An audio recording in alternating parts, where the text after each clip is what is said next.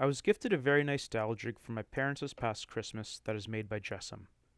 Other than the typical dowel joinery you may use it for, I found it to be very useful for drilling evenly spaced and accurate holes for adjustable shelving.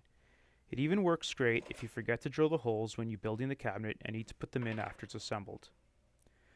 The key to everything lining up is to use a spacer as a positive stop for the dowel jig. You can see here I cut a scrap piece of wood and pushed it up to the top of the cabinet. At this point, you want to keep the fence tight to the cabinet and the whole jig pushed up towards the spacer. Drill your first hole.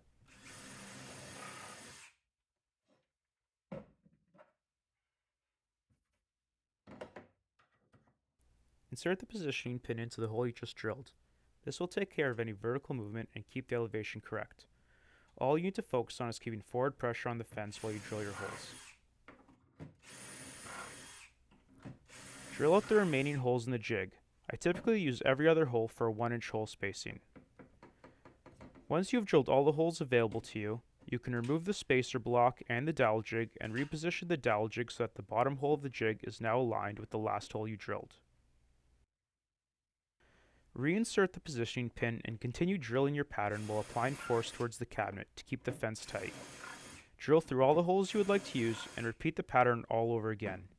You can repeat this for as long as you like to add in as many holes as you deem necessary.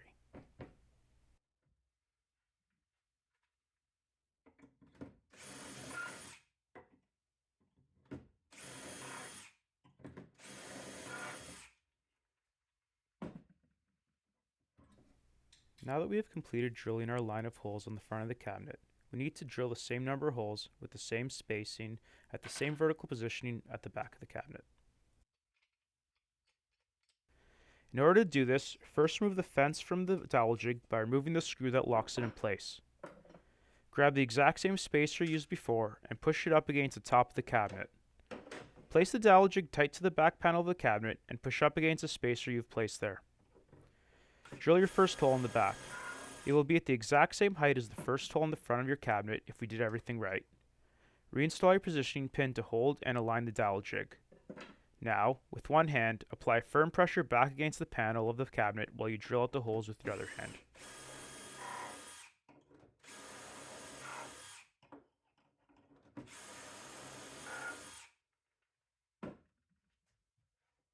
In the exact same fashion as the front, we're going to move the jig up, reinstall the positioning pin, and drill out all the same holes.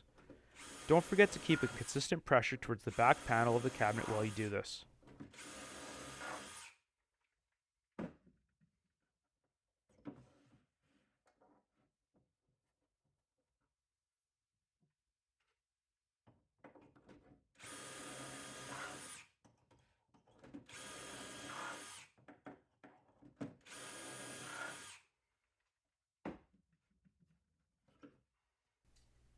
Once done, you should have 2 even rows of 1/4-inch holes on one wall of your cabinet. All you've left to do is repeat this whole process for the other side of your cabinet. Make sure you use the same spacer block so that again, your holes match up with the first side you drilled.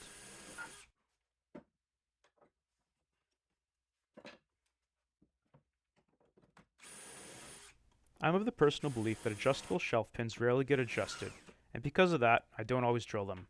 I can't remember ever changing the height of the shelves in my kitchen cabinets. Typically, I find them useful in shop cabinetry or storage cabinets like this, where you may find yourself reorganizing as you acquire new stuff. This dowel jig in particular comes with 3 sets of guides, 1/4-inch, 3/8, and 1/2 inch. For these holes, I'm using the 1/4-inch guide and bit since that is a standard size for steel shelf supports.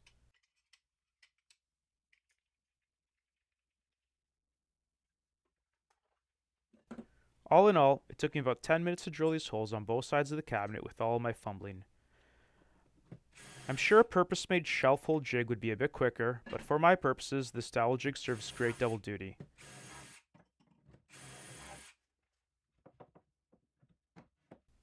I don't have any experience with other dowel jigs, but I suspect there may be a way to use some of them in a similar fashion to achieve these results.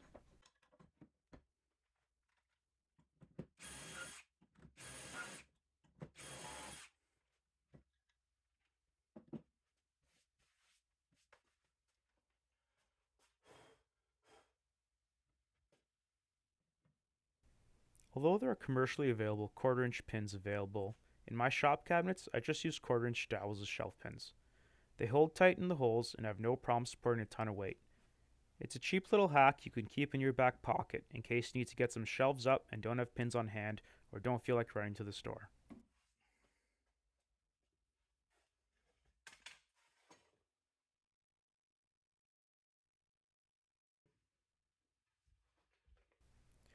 Now, all you have left to do is cut your shelf and slide it in. Give it the old tap tap to make sure it's solid and call it a day.